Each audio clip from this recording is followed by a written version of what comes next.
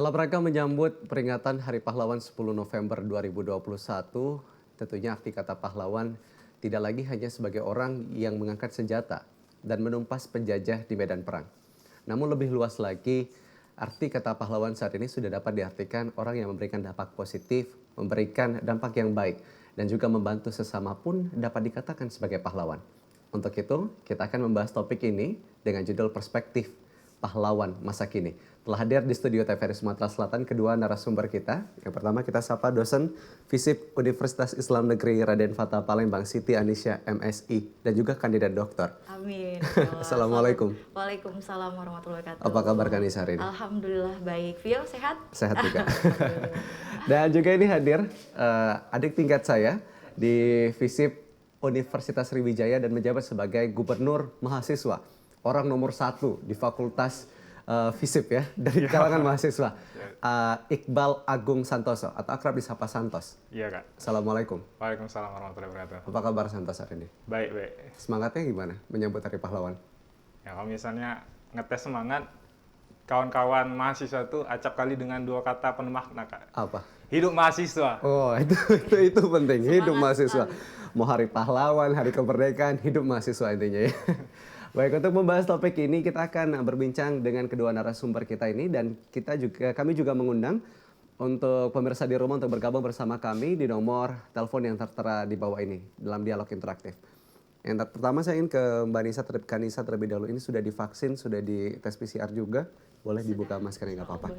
Biar lebih enak lagi untuk ngobrolnya ya. Betul. Kanisa, kegiatan saat ini apa Kak? Kalau kegiatan sekarang sehari-hari mengajar, Baik. dosen di FISIP UIN Raden Fatah Palembang. Sekarang juga mahasiswa semester 1 di program doktoral administrasi publik FISIP Unsri. Baik. Ya. Jadi menyambung dari S2 langsung ke S3? Iya, Baik. alhamdulillah. Tapi ada jeda sekitar 2 tahun lah Baik, gitu. baik. Aktif juga di KONI Sumsel, organisasi kepemudaan, tetap di LKS, latihan kepemimpinan siswa. Baik. Gitu. Dan juga pernah menjabat sebagai ketua LKS Kota Palembang, Iya, betul ya Kak? iya, Saat ini betul sebagai apa? sekali. Sekarang di kepengurusan pusat Wasekjen. Baik, ya. Wakil Iya. Sekretaris Jenderal. Iya. Kalau Santos sendiri, selain sebagai gubernur mahasiswa, kegiatannya apa? Selain sebagai gubernur mahasiswa, Santos juga tentunya mahasiswa lah. Iya. Mahasiswa di FISIP Unsri, jurusan Sosiologi, angkatan 2018. Dan selain aktif di organisasi internal, Santos juga aktif di beberapa organisasi eksternal juga seperti Pramuka, sebagai Dewan Kerja Cabang di Kabupaten Ogan Komering Ilir. Baik. Kayak gitu. Santos, menjadi gubernur mahasiswa itu satu hal yang tidak mudah.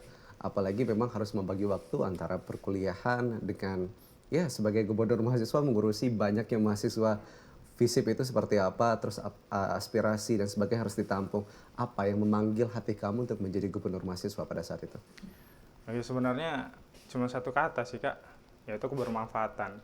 Jadi ketika memang kawan-kawan sekalian percaya akan Santos, ya kenapa tidak kayak gitu. Itu sebenarnya. Jadi ketika memang kita sudah ada peluang, kita diberikan kesempatan, entah itu datangnya dari Tuhan dan dari kawan-kawan sekalian, maka ya kita harus ambil kayak gitu. Karena menjadi gubernur mahasiswa itu kebermanfaatannya cukup luas, terutama dan terkhusus kepada kawan-kawan KM FISIP kayak gitu. Karena di sana kita selalu menyuarakan suara-suara masyarakat dan juga mengaspirasikan segala aspirasi yang ada di mahasiswa FISIP itu. Baik, Santos terpilih sebagai gubernur mahasiswa saat kapan? Itu di bulan Maret, pelantikannya di bulan Maret, yaitu deklarasinya di bulan akhir Maretnya yaitu. Baik, saya akan ke Santos lagi, namun terlebih dahulu ke Kanisa terlebih dulu. Kanisa, sebagai orang yang punya link banyak sekali, mulai dari KLKS, terus juga KONI Sumsel, akhirnya memilih mengabdikan diri di dunia pendidikan. Merupakan satu hal yang keputusan dalam hidup, yang tentu salah satu keputusan yang besar juga yang dia ambil. Kenapa akhirnya memilih dan terketuk pintu hatinya untuk menjadi dosen atau tenaga pengajar? Iya, betul. Sepertinya Nisa tuh punya suatu hobi gitu ya. Baik. Selain hobi berorganisasi juga hobi memotivasi gitu loh. Kalau dulu dari umur 20 tahun waktu itu memimpin IKLKS Organisasi Kepemudaan Tingkat Kota Palembang selama 6 tahun, itu kan selalu memotivasi siswa gitu loh. Setelah 2 periode kan sudah selesai nih. Tetapi setelah S1 kakak tuh tipikal yang nggak mau menyia-nyiakan umur gitu Baik. loh, langsung ngambil S2 gitu kan. Setelah S2 barulah terfikir untuk aduh kayaknya saya punya passion saya sekarang kayaknya mau jadi akademisi gitu loh. Makanya mencoba peruntungan tes di dosen tetap UIN Raden Raden Fatah Fatah. Palembang. Nah, karena apa? Karena ternyata setelah sebagai seorang akademisi itu dapat juga menyalurkan hobi memotivasi itu tadi gitu loh. Baik. Tapi kalau dari kakak pribadi, kakak tuh memang orangnya suka bertekad untuk bermanfaat untuk orang banyak gitu loh. Mungkin dengan sebagai dosen ini bisa selain memberikan ilmu, memberikan juga pengalaman-pengalaman yang selama ini sudah kakak dapatkan gitu Betul. loh. Dan menariknya adalah mahasiswa yang bimbingan dengan Kak Nisa ini bisa di mana saja. Tidak perlu di kampus, bisa juga di Iya, kafe nongkrong betul. biasanya. Itu memang yang Kakak lakukan sekarang sebagai dosen. Iya, karena gini ya, kalau kita melihat situasi apalagi lagi pandemi seperti ini kan kampus pernah ditutup ya kan, WFH 100%. Dan memang banyak sih dosen-dosen itu yang berbicara bahwa beda kalau kita via Zoom misalnya itu Baik. kedekatannya berbeda, agak kurang nyampe gitu loh apa yang ingin kita Ada kedekatan sampaikan. emosional Iya, yang kedekatan ada barrier emosionalnya ya? berbeda. Dan kita juga harus menyesuaikan gitu loh. Karena dosennya juga milenial dan suka nongkrong, ya kan nongkrong yang bermanfaat Iya, betul, ya betul, kan. betul. Sekaligus bimbingan dan juga mereka agak lebih santai gitu loh. Oh, ternyata enak ya bimbingan seperti ini gitu loh dengan udara yang segar walaupun tetap menjaga protokol kesehatan.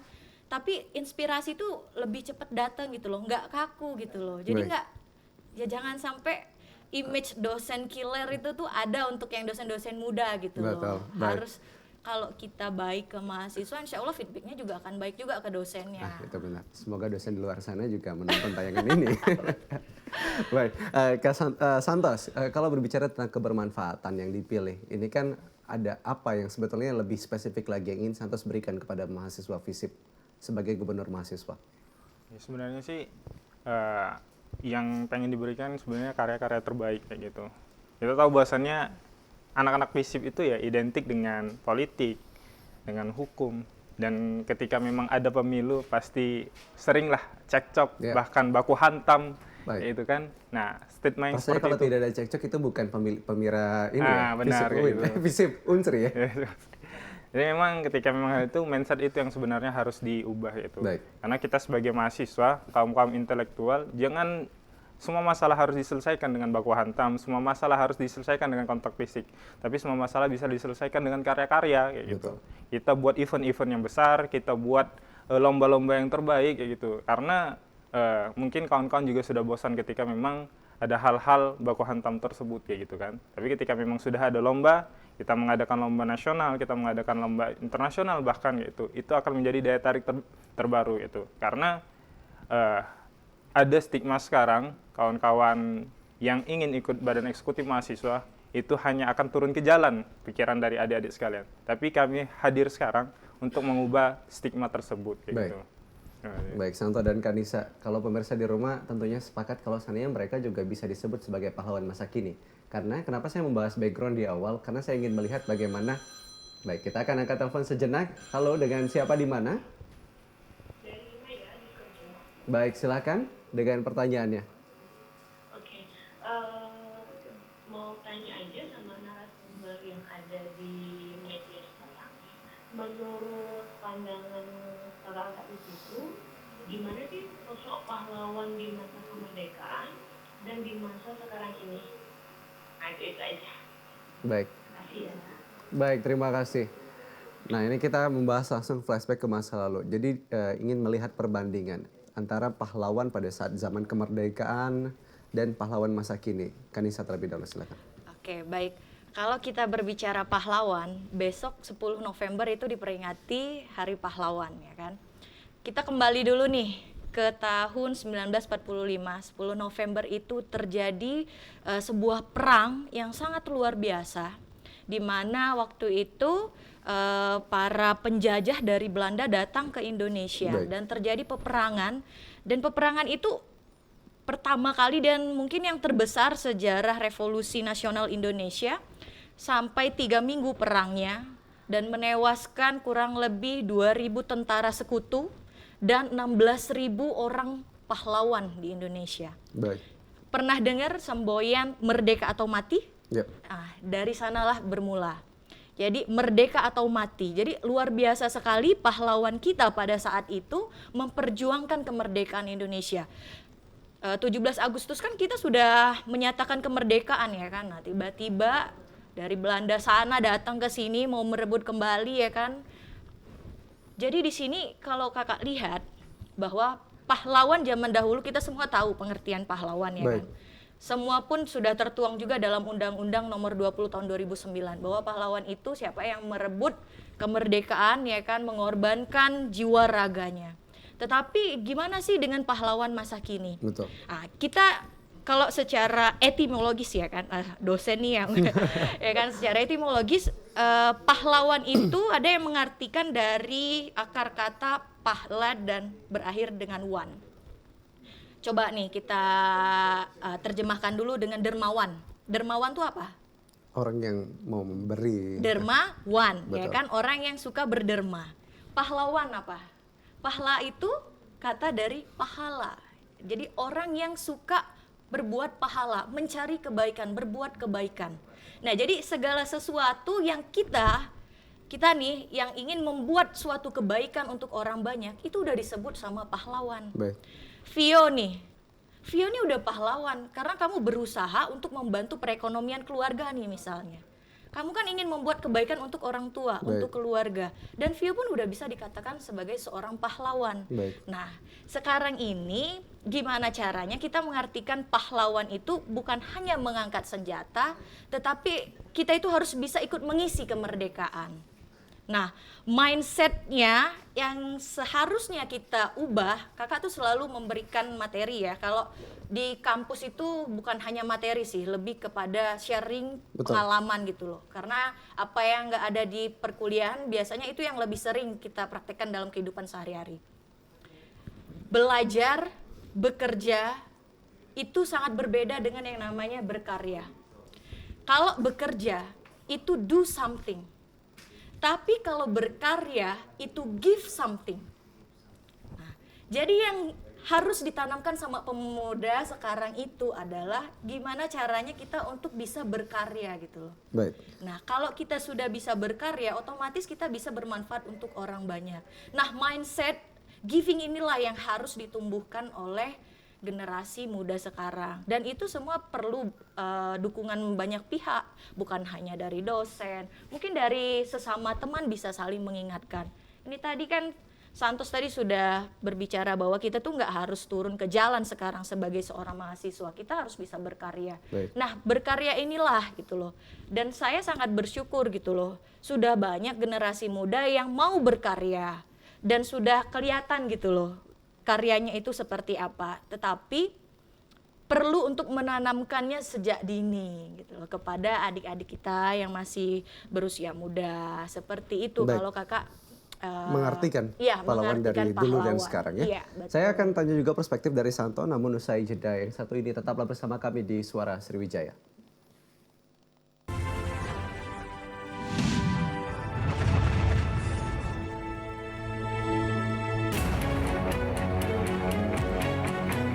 Pandemi COVID ini kita jadikan momentum untuk melakukan percepatan transformasi digital. Era TV digital ini sudah di depan mata. Yang penting untuk masyarakat itu kualitas siarannya bagus.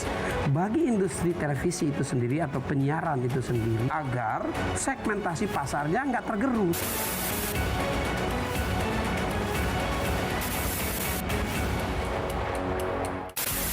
Sejarah panjang dunia penyiaran diawali dengan hal yang sederhana, yaitu informasi. Semula informasi tersampaikan hanya didengar. Seiring waktu perkembangannya, informasi tidak hanya dapat didengar, melainkan dapat dilihat asal kejadian informasi itu melalui pesawat televisi. Pada tahun 1925, berdirilah Radio Batavia bentukan Hindia Belanda dalam menguasai informasi dan menjadi alat propaganda pada masa penjajahan di Indonesia. melalui siaran yang terjadi pada tahun 1933 dipelopori oleh KGPAA Mangkunegoro ke-7 dengan mendirikan Solos Radio Vereniging atau SRV di Solo dan di Yogyakarta berdiri Radio Mafro. Siaran SRV untuk melawan siaran hiburan budaya barat dengan siaran kebudayaan asal Jawa Indonesia yang siarannya sampai seluruh Hindia Belanda. Dan sejak tahun itulah menjadi tonggak sejarah penetapan Hari Penyiaran Nasional. Pada tahun 1945, lahirlah Radio Republik Indonesia dan di mana teks proklamasi tersiarkan ke pelosok negeri yang menyatakan Indonesia merdeka. Sejarah dari dunia televisi adalah pada tahun 1962, di mana TVRI sebagai televisi pertama Indonesia yang mengudara dan menyiarkan langsung pembukaan Asian Games keempat di Indonesia. Hingga saat ini, Hari Siaran Nasional telah menginjak masa 88 tahun sebagai saksi dunia penyiaran Indonesia.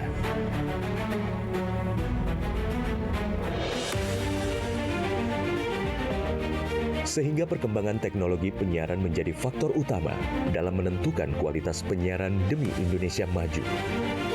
Namun masih banyak daerah yang tidak dapat ikut andil dalam pemerataan ekosistem dunia penyiarannya. Solusinya adalah analog switch off atau ASO. Penyiaran secara analog akan segera berakhir menuju era digital yang menyeluruh. Kementerian Kominfo adalah rumah TV digital. Bersama pihak terkait mewujudkan kesuksesan peralihan ESO menuju penyiaran digital. 2 November 2022 menjadi penting dan sejarah bersama era siaran nasional, yaitu berakhirnya masa siaran analog menuju era TV digital. Digitalisasi televisi menjadi kepentingan bersama. Meratanya siaran hingga ke pelosok negeri. Bersih gambarnya, jernih suaranya, dan canggih teknologinya.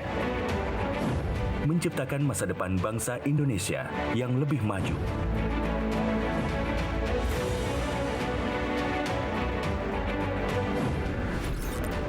Halo semuanya, aku Modi, maskot TV Digital Indonesia. Aku akan membantu semua orang menuju migrasi TV digital. Di mana? Di siarandigital.id dan call center 159. Ayo semuanya, dukung migrasi TV digital. Bersih gambarnya, jernih suaranya, dan canggih teknologinya.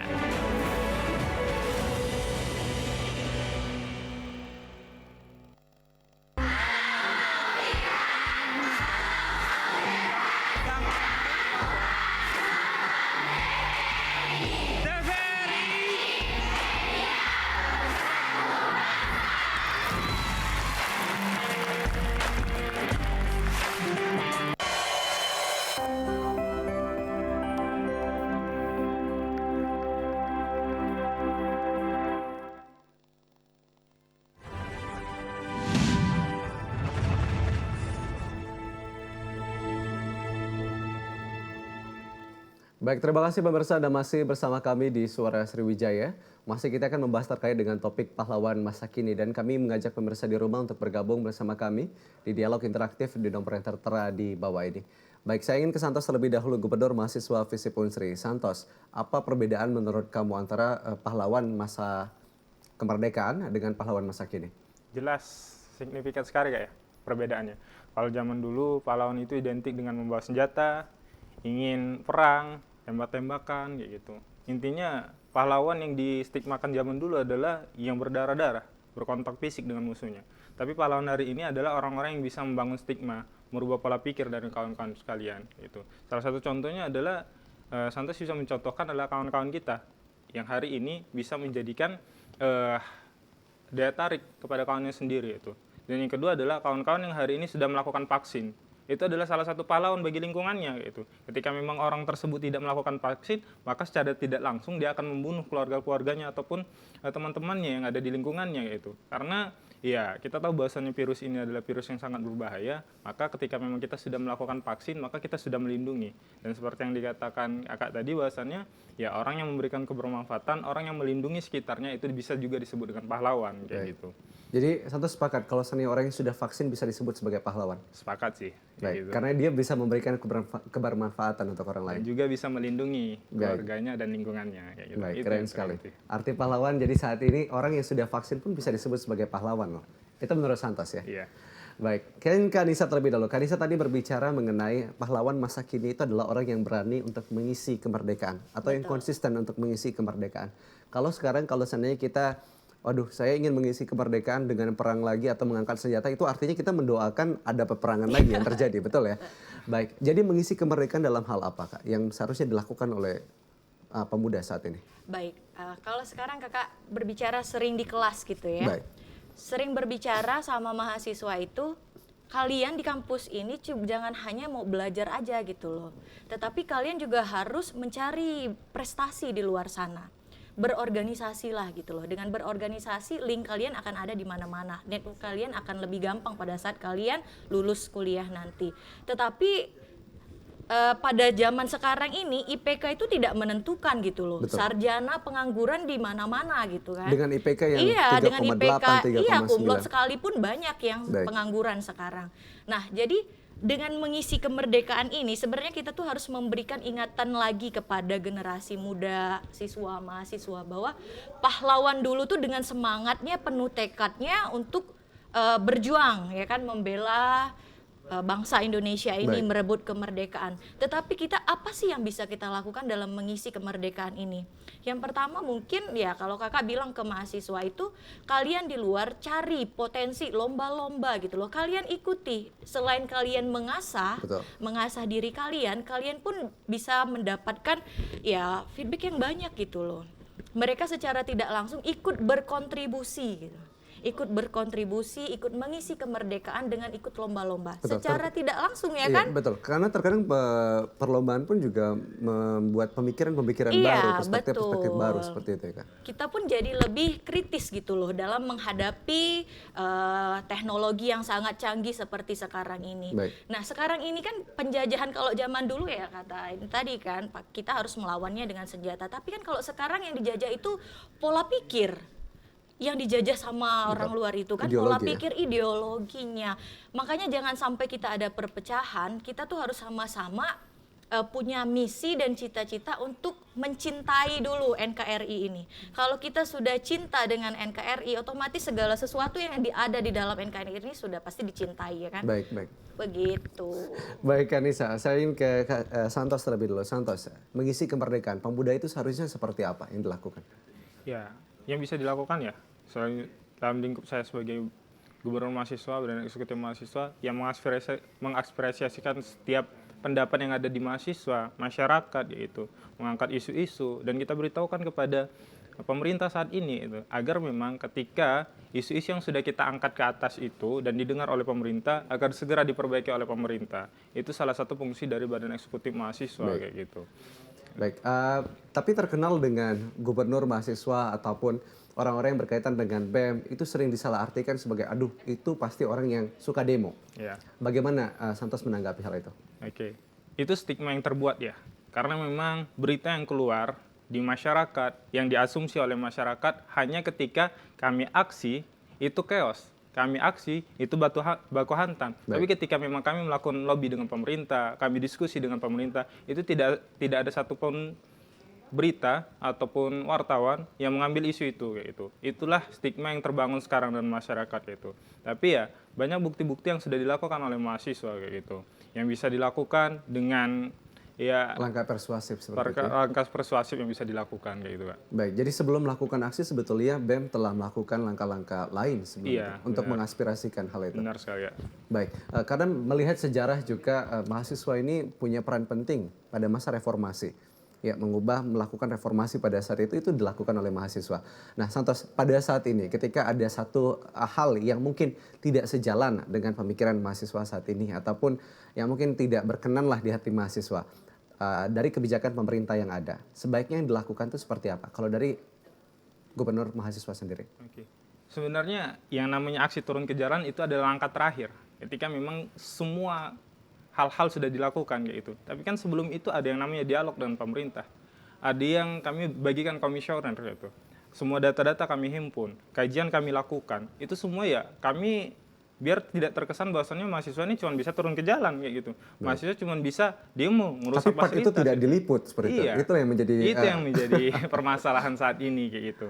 Jadi memang saat kami dialog itu pun biasanya ada beberapa isu yang selesai kayak gitu. Ada beberapa isu yang tersampaikan oleh Baik. pemerintah kayak gitu. Salah satu contohnya di Unsri itu kemarin ketika memang ada vaksinasi itu ada kerjasama antara pemerintah dan juga mahasiswa kayak itu. Itu adalah bukti konkretnya ketika memang dialog itu selesai dengan pemerintah kayak gitu. Baik, jadi tidak melulu harus dilakukan aksi ya. Iya. Baik, saya ingin ke Nisa lagi ini terkait dengan mengisi kemerdekaan dengan mengikuti perlombaan. Karena sejatinya membawa nama negara, membawa lingkup kecil saja, membawa nama provinsi saja, itu sudah dalam rangka nasional, itu sudah menjadi salah satu yang membanggakan untuk provinsi ataupun universitasnya. Kalau Kanisa sendiri mendorong mahasiswa untuk mengikuti perlombaan ataupun seminar atau konferensi itu seperti apa? Ya seperti ini, kalau sebenarnya mereka itu tidak tahu gitu loh mau kemana gitu loh, tanggung jawab mereka tuh taunya cuman kuliah ya, betul Baik. ya. Nah sedangkan untuk mengisi kemerdekaan itu mereka tuh harus mencari tahu gitu loh, peluang-peluang apa sih yang bisa saya berikan, kontribusi apa sih yang bisa saya berikan. It's okay bagi BEM, mereka bisa melalui organisasinya BEM, tapi bagi mahasiswa yang biasa Betul. mereka perlu diarahkan gitu loh. Masih kupu-kupu. Iya, Kuliah gitu. pulang. Ya enggak yang cuman kuliah pulang gitu Iya. kan. Nah, makanya saya selalu bilang bahwa kalian lihat di website, lihat di Instagram. Jadi jangan menggunakan media sosial itu untuk update story kegiatan kalian sehari-hari. Update juga info gitu loh. Kayak pertukaran pemuda antar negara, Baik. kayak jambore pemuda. Itu kan secara tidak langsung mereka selain mengasah kemampuan kata kakak tadi, Betul. mereka ikut berkontribusi membawa harum nama baik provinsinya, kota kabupatennya. Nah, secara tidak langsung itu juga akan memberi gimana ya? Ada nilai khusus gitu loh. Kita ini punya jati diri gitu loh. Kita ini punya kualitas dan kita pun akan berdiri tegap gitu loh. Sebagai seorang pemuda kita punya percaya diri gitu loh. Saya itu nggak hanya bisa di akademik gitu loh kan. Di luar pun saya bisa berprestasi. Baik. Makanya kalau dua sih kalau kakak bilang, berprestasi dan berkreasi gitu loh. Jadi kalau kita berbicara pahlawan nih ya, kalau kakak pribadi nggak mau dibilang pahlawan. Kita itu kalau dibilang pahlawan itu biasanya kalau sudah meninggal, kalau sudah mati. Iya kan? Kalau sudah meninggal baru bisa disebut pahlawan. Tapi kalau orang masih hidup belum bisa dibilang pahlawan. Kenapa? Karena sifatnya manusia itu hari ini dia bisa melakukan kebaikan, ya kedepannya kalau dia hilaf gitu kan, dia melakukan suatu kejahatan dan lain-lain, ya hilanglah sudah pahlawan itu, kata pahlawan itu. Jadi kita itu hidup ya tidak usah mencari kata-kata pahlawan, tetapi ada sebuah lagu yang selalu kakak terngiang-ngiang gitu. Boleh nyanyi ya? Boleh. Jadi dulu kan sering ikut tuh kegiatan-kegiatan ya kan, baik di seminar, pelatihan tingkat nasional gitu di Lemhanas ya kan. Jangan tanyakan apa yang telah diberikan negara padamu, tapi tanyakan apa yang telah kau sumbangkan kepada bangsamu. Nah, Baik, jadi secara tidak langsung kita nanya ke diri kita harusnya ya. Lagu itu tuh memberi, itulah yang mengapa kakak tuh, oh apa sih yang sudah aku sumbangkan gitu loh. Baik. Dan itu kakak dengarkan pada saat umur kakak 18 tahun. Makanya semakin muda kita diberikan pencerahan tentang apa sih yang mau kamu sumbangkan kepada negara kamu, itu semakin cepat gitu loh. Oh ya, berpikir gitu loh. Apa sih yang harus aku sumbangkan untuk negara ini? Nah, tapi kebanyakan mereka ini ya hilang gitu loh, nggak tahu gitu loh bahwa tanggung jawab peluang kemerdekaan ya? ini Betul. dipegang sama generasi muda. Betul. Nah, inilah tugas kita semua, Vio. Betul, harus mengingatkan hal itu. Harus mengingatkan, kasih tahu aja lagu itu tadi. Baik, jadi tanyakan terlebih dahulu apa yang sudah kita berikan kepada bangsa, Iya. baru menanyakan feedback balik ya. Iya, betul. Baik, kita akan jeda terlebih dahulu, akan kita ikuti kembali dialog interaktif terkait dengan pahlawan, perspektifnya di masa kini. Tetaplah bersama kami di Suara Sriwijaya.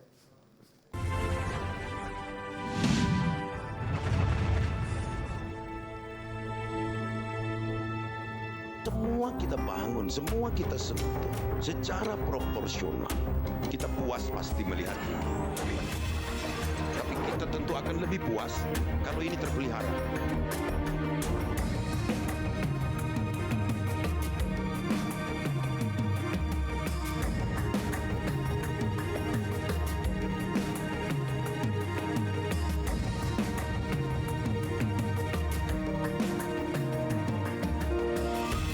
Dengan ada penerbangan dari Palembang ke Lubuk Linggau, benar-benar ngebantu Nian, cuma 1 jam mau sampai. Sumatera Selatan adalah mozaik dari ornamen kabupaten kota yang ada. Maka tidak satu pun di antara ornamen ini yang kita terbengkalaikan. Semua kita upayakan dengan moto Sumsel Maju untuk semua.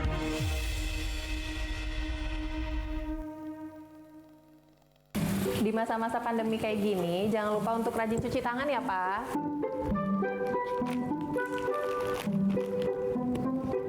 Pak, hand sanitizer kita habis loh. Nanti jangan lupa beli ya. Tenang, Ma. Papa masih punya 1 lagi kok. Aman. Hai, sayang.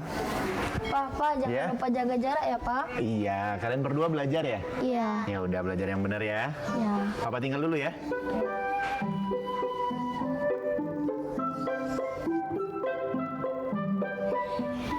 Tuh kan, Pak. Anaknya udah ingetin jaga jarak, maskernya juga jangan lupa dipakai dong. Makasih ya, Ma. Maskerku, maskermu melindungi kita. Ma, Pak, dengan menjaga jarak kita tetap bersatu. Sekarang siapa yang mau pakai hand sanitizer? COVID-19 dapat dicegah dengan 3M, memakai masker, mencuci tangan, dan menjaga jarak. Halo semuanya, aku Modi, maskot TV Digital Indonesia. Aku akan membantu semua orang menuju migrasi TV digital. Di mana? Di siarandigital.id dan call center 159. Ayo semuanya, dukung migrasi TV digital. Bersih gambarnya, jernih suaranya, dan canggih teknologinya.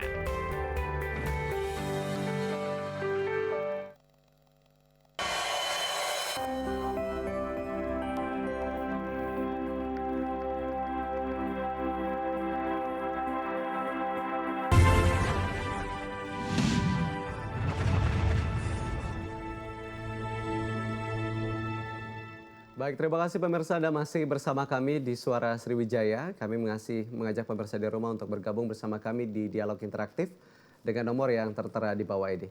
Saya ingin ke Santos terlebih dahulu, Gubernur Mahasiswa FISIP Unsri. Santos, ini berkaitan dengan, kalau kita flashback ke masa lalu, banyak sekali pahlawan-pahlawan nasional ataupun pahlawan-pahlawan lokal yang mungkin tidak terekspos. Kalau Santos sendiri, siapa seorang pahlawan yang sangat menginspirasi? Sebenarnya yang salah satu menginspirasi Santos itu ya tentu Bapak Presiden pertama kita, Soekarno itu. Kenapa memang ini menjadi salah satu tokoh yang menginspirasi Santos? Karena di keadaan yang seperti itu, kita bayangkan, kita flashback terlebih dahulu, bagaimana carut-marutnya negeri ini dengan adanya datangnya penjajah yang bukan 1-2 orang, bahkan beribu orang, yang tadi sudah disebutkan, banyak sekali jumlah penjajahnya. Dengan tapi, teknologi yang lebih mumpuni. Nah, kalau misalnya kita cerita bahwasannya masyarakat Indonesia itu berjuang dengan bambu runcing gitu kan. Enggak. Ya, seorang manusia ya, penuh dengan kehilapan, tapi dia masih bisa membawa masyarakat Indonesia ini tetap bersatu gitu. Tetap menyuarakan suaranya hingga pada akhirnya merdeka. Itulah salah satu yang menurut saya bagaimana caranya kita berpikir bahwasannya bagaimana caranya aku bisa menjadi orang seperti itu. Melatih kepemimpinan, belajar berorganisasi, hingga akhirnya nanti mungkin tidak bisa selevel dengan Bapak proklamator kita ini, tapi setidaknya saya akan terus belajar untuk mengimbangi. Kayak gitu, Kak. Jadi ada hal-hal positif yang bisa Santos ambil seperti itu ya? Benar. Baik, selain itu, apa lagi yang bisa menginspirasi Santos dari seorang proklamator kita? Ya, yang kedua, cara dia berkomunikasi, cara dia berdiplomasi itu. Itu diakui oleh seluruh dunia. Iya, diakui seluruh dunia. Sahabatnya banyak, mulai dari Presiden Amerika Serikat, Presiden Rusia, kayak gitu. Presiden yang notabene adalah ya perang yang dua-duanya adalah negara-negara besar, tapi Indonesia negara yang baru muncul itu bisa bersanding dengan mereka. Pun pada zaman dulu dan hari ini Indonesia masih disebut sebagai negara yang sangat besar kayak gitu. Akibat dari diplomasi yang dilakukan oleh Bapak Presiden ini. Baik. Gitu. Ada satu hal yang mungkin masih terngiang di masyarakat kita sampai saat ini. Zamanku lebih mudah karena aku menumpas penjajah katanya. Tapi zamanmu nanti akan lebih susah karena melawan bangsamu sendiri. Kalau Santos sendiri melihat pernyataan beliau itu seperti apa? Ya. Itu lambat laun mungkin mulai terkuak ya. Mungkin sampai hari ini pun kita sudah melihat hal-hal tersebut. Baik. Ada perpecahan. Hari ini bagaimana kita melihat Papua itu ada yang bilang bahwasannya mulai disusupi oleh negara lain gitu. Hari ini banyak sekali kawan kita yang adik-adik siswa SMA yang tawuran sesama mereka gitu. Banyak sekali mahasiswa yang hari ini yang seperti saya bilang tadi hanya untuk menentukan ketua saja sampai berlemparan kursi, baku hantam kayak gitu kan. Itu adalah salah satu ya harusnya sebagai mahasiswa dan sebagai masyarakat yang hari ini ya pola pikir tersebut harus diselesaikan gitu. Karena negara ini tidak akan selesai dengan semua permasalahan-permasalahan, tapi mulai dari sekarang mahasiswa dan kaum-kaum pemuda mulailah berpikir bagaimana caranya tadi mengisi kemerdekaan tersebut kayak gitu. Dengan karya-karya, dengan mengikuti lomba, dengan mengharumkan nama Sumsel, nama Indonesia baik di kancah nasional maupun di kancah internasional kayak gitu. Baik, sebagai BEM sendiri, ini kan jurusan kita, maksud saya fakultas ya, Fakultas Ilmu Sosial Ilmu Politek Unsri ini kan juga sedang menata kembali untuk mempertahankan akreditasi A-nya seperti itu. Nah, kalau dari BEM sendiri untuk mendorong mahasiswa mengikuti perlombaan itu, adakah hal yang dilakukan? Sebenarnya kalau misalnya dalam lingkup kampus, kami Badan Eksekutif Mahasiswa yang mengepalain semua badan otonom yang ada di fakultas, itu sebenarnya ya kami mendorong kawan-kawan ikut mengikuti lomba-lomba. Salah satunya kemarin ada salah satu mahasiswa Unsri yang mengambil prestasi bahkan emas di PON kayak gitu kan. Ada satu lembaga di Fakultas Ilmu Sosial dan Ilmu Politik itu namanya Keilmiahan Kogito yang berfokus. Kami fokuskan di situ untuk bagaimana caranya mendorong kawan-kawan KMPSIP ini menjadi lebih berprestasi lagi itu, baik di tingkat lomba debatnya, lomba esainya, bahkan lomba-lomba ya lomba seperti bola dan lain sebagainya kayak gitu. Baik Santos, saya ingin ke Anissa terlebih dahulu. Anissa, kalau seandainya berkaitan dengan berbicara tentang pahlawan, banyak orang menyempitkan arti pahlawan itu banyak diartikan sebagai seorang pria yang gagah perkasa. Betul ya Kak ya? Tidak terlepas dari stigma negatif itu. Orang banyak mengartikan bahwasannya cowok lebih kuat, cowok lebih mampu di medan perang dan sebagainya. Tapi kalau Kanisa sendiri mengartikan atau menanggapi stigma itu seperti apa? Pasti sudah tahu jawabannya ya kan? Kalau kakak sendiri jujur dari dulu sangat mengidolakan R.A. Kartini, ya kan? Beliau itu saking terinspirasinya, beliau yang ingin memajukan pendidikan bagi wanita, kaum wanita khususnya di Indonesia. Itulah salah satu alasan kenapa kakak sampai lanjut S3 lagi. Kenapa dulu kerja buat kuliah ya kan, nabung buat kuliah, sekarang pun langsung kepikiran sebenarnya udah lama pengen lanjut S3 itu kan. Cuman mungkin posisinya sudah 2 tahun jadi dosen baru boleh kuliah lagi kan. Sudah. Jadi bagi kakak ya kan, pendidikan itu adalah investasi. Investasi, katanya seorang anak itu kalau kamu mau lihat masa depannya itu lihatlah dulu ibunya ya kan. Seorang anak itu dibesarkan memang dari seorang ibu ya kan. Yang lebih sangat berperan penting. Jadi kalau ibunya berpendidikan, wawasannya luas, insya Allah anaknya juga siap akan tumbuh menjadi calon-calon pemimpin bangsa. Ya kan? Ada sebuah semboyan yang selalu kakak ingat dari R.A. Kartini. Katanya, tahukah kamu semboyanku? Aku mau. 2 kata itu mengantarkan dia, mendukung dia untuk melewati lintasan yang sangat berat. Sekalipun gunung yang sangat tinggi. Tapi kata aku tidak mau itu melenyapkan semua rasa berani. Jadi 2 kata inilah, 2 kata aku mau, apapun halang rintangnya bisa dia jalani. Dan itulah yang sekarang kakak praktekkan gitu loh, sebagai seorang perempuan. Aku mau dan aku bisa. Dan insya Allah kalau kita punya komitmen untuk kita mau menjadi inspirasi. Tahun ini temanya itu kan pahlawanku, inspirasiku. Berarti setiap orang bisa menjadi inspirasi gitu loh. Kakak, karena kakak sudah punya anak ya, otomatis saya ingin menjadi inspirasi bagi anak saya nanti. ya kan? Selain dari mahasiswa juga. Selain dari mahasiswa UIN khususnya yang bertemu setiap Baik. hari. Tapi kalau kita semua punya rasa aku ingin menjadi seorang yang menginspirasi, insya Allah kita pun akan berbuat kebaikan tadi, Betul. bermanfaat, Betul. berkarya. Ada push factor ya. Iya gitu loh. Jadi butuh dorongan gitu loh, butuh dukungan, dan itu semua balik lagi ke diri kita gitu loh. Kamu mau apa sih gitu loh? Balik lagi ke apa yang mau kamu sumbangkan untuk negara ini. Baik. Saya ke Santos lagi ini terkait dengan perspektif pahlawan masa kini sesuai dengan tema kita hari ini. Santos, kalau seandainya berbicara tadi, saya masih akan tertarik membahas mengenai vaksinasi tadi. Aduh, seorang yang melakukan vaksin itu juga orang yang memberikan manfaat atau dampak bagi orang lain. Nah, kalau Santos melihat hal ini, bagaimana rekan-rekan dari BEM Visip Unsri ini juga mendukung program tersebut? Oke, ya kalau ketika memang ditanya mendukung atau enggak program tersebut, ya jelas mendukung gitu. Karena memang dengan kita melakukan vaksin, kita sudah divaksin sampai tahap kedua pun hari ini, ya otomatis kita sudah melakukan tindakan-tindakan pencegahan gitu. Dan tindakan yang kami lakukan di BMKM Visip Unsri, bagaimana caranya hari ini ada pemaksinan di Unsri Bukit, itu bagaimana caranya kawan-kawan dari Visip Unsri ini yang belum melakukan vaksin didorong untuk melakukan vaksin gitu. Bagaimana caranya kawan-kawan yang hari ini masih takut untuk melakukan vaksin di framing, diajak berpikir bahwasannya ketika memang kau vaksin, dirimu vaksin, maka dirimu Secara akan tidak langsung terselamatkan melindungi gitu. ya. Melindungi yang lainnya juga kayak Baik, gitu. selain dari kegiatan itu, adakah kegiatan lain yang dalam rangka waktu dekat ataupun sudah dilakukan oleh BEM Visip Unsri ini sendiri?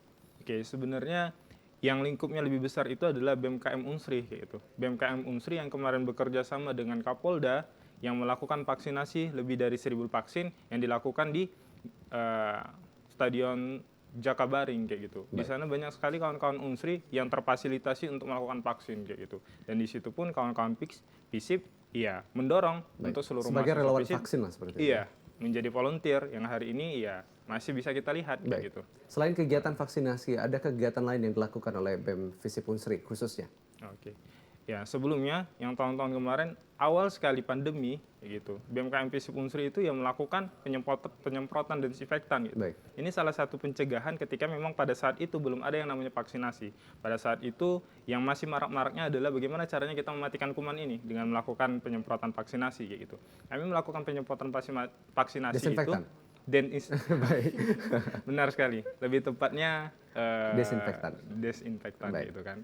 Banyak sekali yang kami lakukan itu ya di Museum Bala Putra Dewa, ke masjid-masjid kayak gitu. Baik. Yang kami lakukan beberapa masjid, tidak hanya satu masjid kayak gitu. Baik di kota Palembang maupun di Kabupaten Indralaya tersendiri kayak gitu Kak. Baik, tapi terkadang Kanesa banyak orang yang kalau saya melakukan hal yang kecil, aduh dampaknya misalnya hanya dalam lingkup masjid saja seperti itu. Aduh, dampaknya itu hanya sekedar itu saja, stigma negatifnya seperti itu. Padahal kalau kita melihat kalau seandainya BEM semua fakultas melakukan hal itu, di seluruh Sumatera Selatan ada beberapa universitas, hal itu juga akan berdampak lebih besar seperti itu. Nah, sebagai seorang dosen untuk mendorong mahasiswa melakukan kegiatan-kegiatan atau aksi-aksi yang bisa berdampak baik terhadap masyarakat, apa yang kakak lakukan biasanya? Yang kakak lakukan itu mengajak ya, bukan memberi perintah gitu loh. Baik. Sebagai dosen kita juga harus turun gitu loh. Oh baik, jadi Iya. dosen tuh juga harus turun? Iya ya? harus turun. Baik. Di dosen itu kan ada tridharma tuh, selain pengajaran, penelitian, ada juga pengabdian kepada masyarakat. Baik. Nah, pengabdian kepada masyarakat ini kita juga harus melibatkan mahasiswa gitu loh. Tidak jarang kalau kakak diajak misalnya jadi narasumber, kakak melibatkan mahasiswa gitu loh. Kalau turun misalnya ada suatu kegiatan, kakak juga melibatkan mahasiswa. Sekarang ini kebanyakan mahasiswa ada kesadaran untuk turun sendiri gitu loh. Dan sebagian juga perlu diarahkan gitu loh.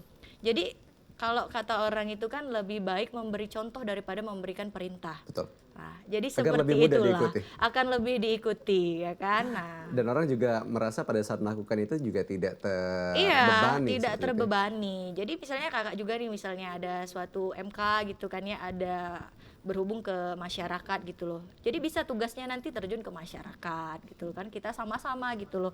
Jadi mengajarkan dari hal-hal kecil itu ya sebagai pengajar, tenaga pendidik, ya mendidik juga bukan hanya mata kuliahnya aja gitu loh, tapi dari pola pikir, dari bagaimana dia bersikap, dia bertanggung jawab seperti.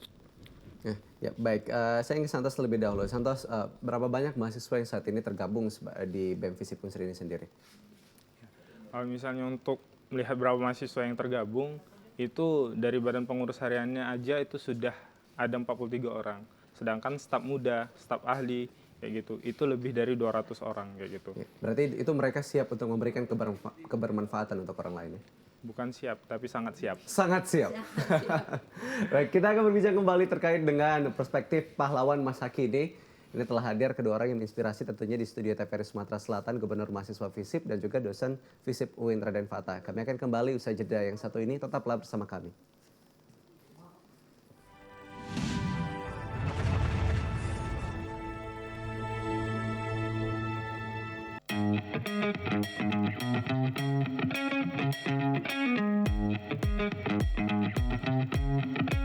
Saat beraktivitas, jangan lupa untuk memakai double masker. Pusat Pengendalian dan Pencegahan Penyakit Amerika Serikat (CDC) mengatakan, masker double bisa efektif dalam mencegah penularan COVID-19. Masuknya berbagai varian baru menuntut kita untuk lebih ketat memproteksi diri. Tapi, memakai masker double, penggunaannya juga harus tepat. Ini dia panduannya.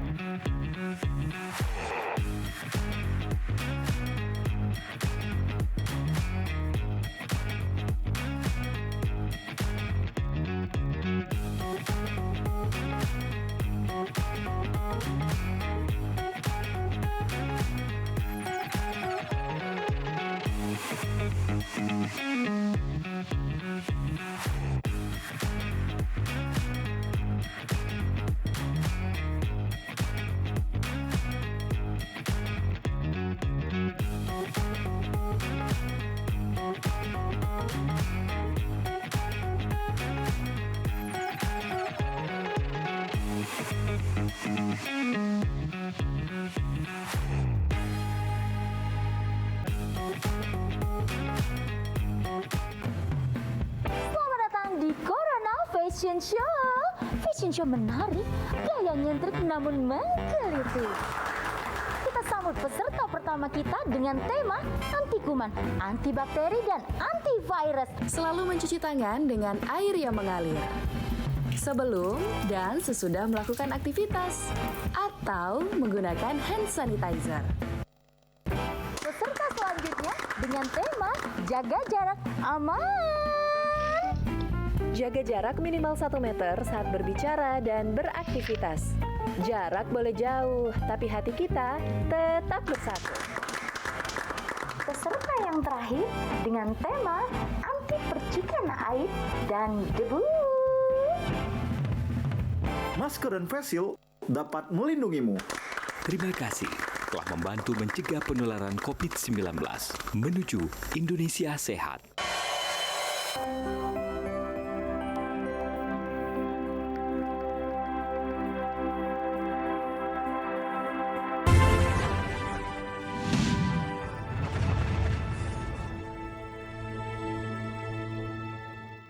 Baik, terima kasih pemirsa Anda masih bersama kami di Suara Sriwijaya. Kami masih mengajak pemirsa di rumah untuk bergabung bersama kami di dialog interaktif di nomor yang tertera di bawah ini. Baik, saya ingin ke Kanisa terlebih dahulu ini terkait dengan pahlawan masa kini adalah orang-orang yang mampu mempertahankan dan mengisi kemerdekaan. Salah satunya adalah tentunya kita menjaga ideologi kita Pancasila itu tetap eksis. Itu adalah tugas kita bersama sebagai pemuda, sebagai seluruh masyarakat Indonesia harus tetap menjaga dan mempertahankan ideologi tersebut. Namun di tengah era disruptif seperti ini yang memang kebebasan informasi, segala ideologi bisa dengan mudah sekali menyusup ataupun masuk. Apa yang harusnya dilakukan saat ini, Kak? Ya, benar sekali ya. Jadi kita itu sebagai generasi muda khususnya harus menanamkan nilai-nilai Pancasila dalam kehidupan sehari-hari. Pancasila sebagai dasar negara, ya kan, sebagai tolak ukur kita dalam berkehidupan, berbangsa dan bernegara. Gimana sih caranya ya gitu ya? Kalau menurut Kakak kita tuh sebagai pribadi ya kan, pribadi sendiri harus mulai selektif gitu loh. Harus bisa memilah-milih mana yang baik untuk kita dan mana yang buruk bagi kita. Misalnya kan kalau sekarang ini kan budaya anak muda zaman sekarang ini kan materialistis ya kan. Suka buang-buang uang lah gitu loh dengan nongki dan lain-lain hal sebagainya ya kan, tanpa memikirkan masa depannya ya kan, ngabis-ngabisin uang aja gitu loh kan, dengan membeli barang-barang yang belum tentu nanti berguna dan banyak manfaatnya.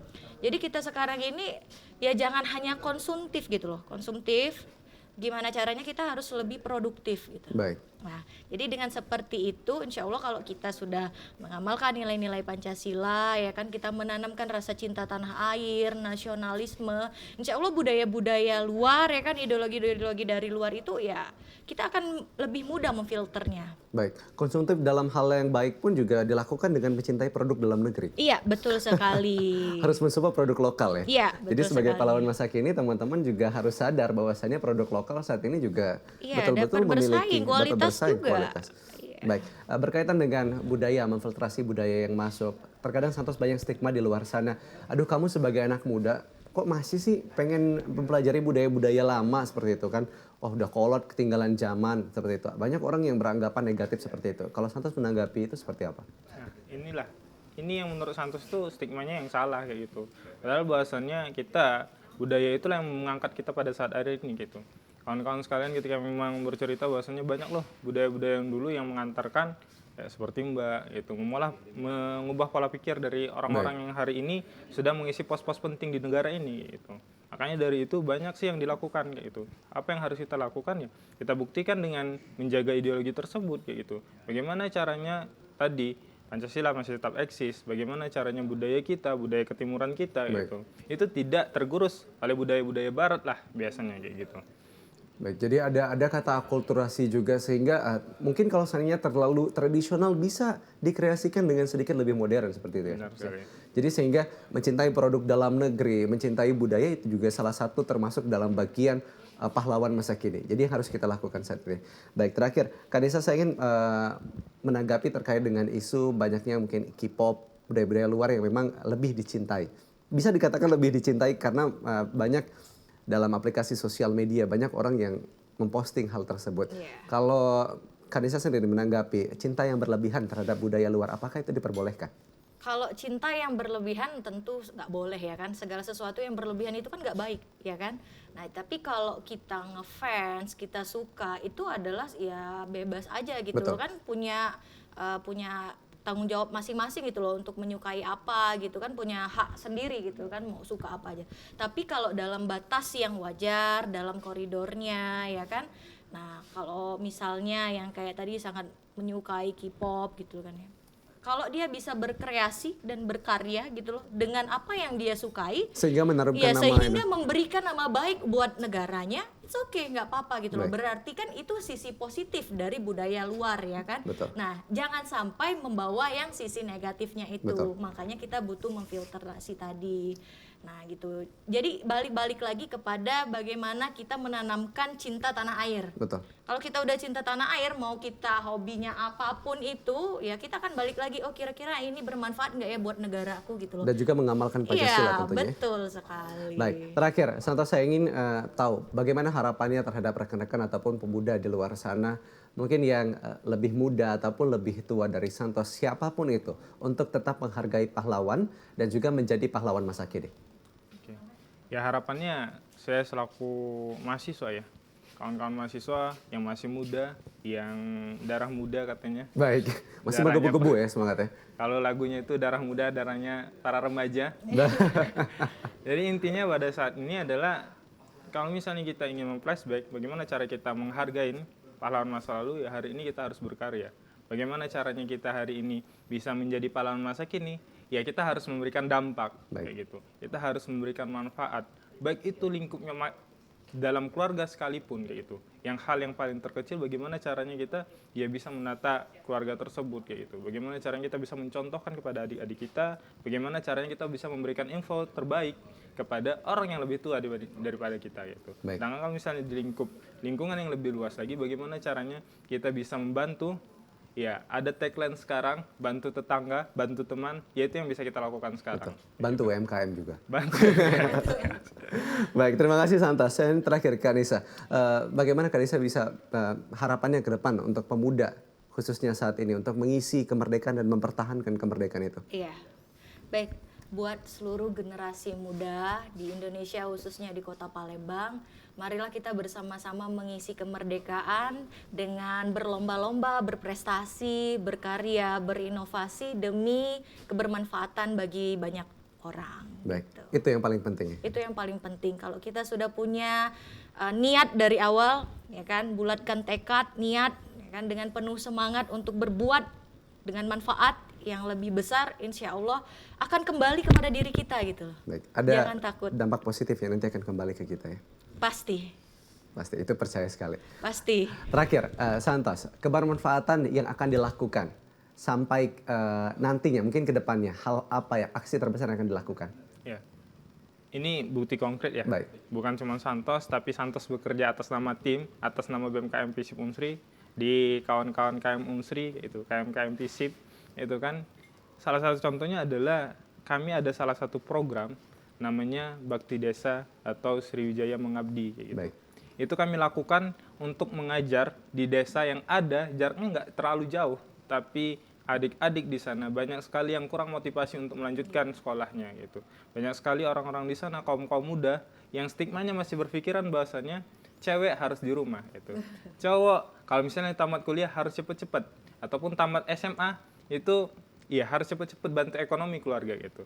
Padahal ya seperti yang disarankan oleh Mbak tadi, bahwasannya salah satu investasi terbesar adalah pendidikan gitu. Baik. Makanya kami turun dengan program Sriwijaya Mengabdi tadi untuk bagaimana caranya mengubah pola pikir dari anak-anak muda yang ada di sana untuk memprioritaskan yang namanya pendidikan kayak gitu. Baik, Santos, hidup mahasiswa. Hidup mahasiswa. Baik, terima kasih Santos, Gubernur FISIP Unsri, dan juga Kanisa, dosen FISIP UIN Raden Fatah Palembang. Dan juga saya doakan dokternya cepat ya Kak. Amin ya Allah. 3 tahun lagi lah. 3 tahun ya. Doakan aku juga Kak. Nyusul Oh, ya. doakan juga. Iya. S2 dan S3 juga Amin. ya. Amin. Kalau bisa di luar juga ya. Amin. Baik, tentunya besok kita akan mengikuti peringatan 10 November, Hari Pahlawan kita. Kalau seandainya pemirsa di rumah dapat mengisi kemerdekaan dengan memberikan karya terbaik, itu lebih baik.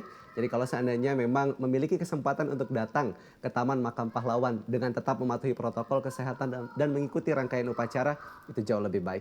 Terima kasih telah menyaksikan Suara Sriwijaya. Semoga pahlawan masa kini yang kemarin dan yang akan datang akan terus memberikan kebermanfaatan dan mengisi kemerdekaan Indonesia. Wassalamualaikum warahmatullahi wabarakatuh.